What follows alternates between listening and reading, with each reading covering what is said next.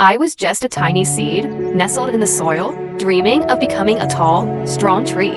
The other plants laughed at me, saying you're too small to grow big. But I believed in myself. I planted my roots deep and reached for the sun. With every drop of rain and every ray of sunshine, I pushed through the earth, sprouting my first little shoot. It wasn't easy. There were storms and strong winds, but I never gave up. I kept growing, stretching higher and higher.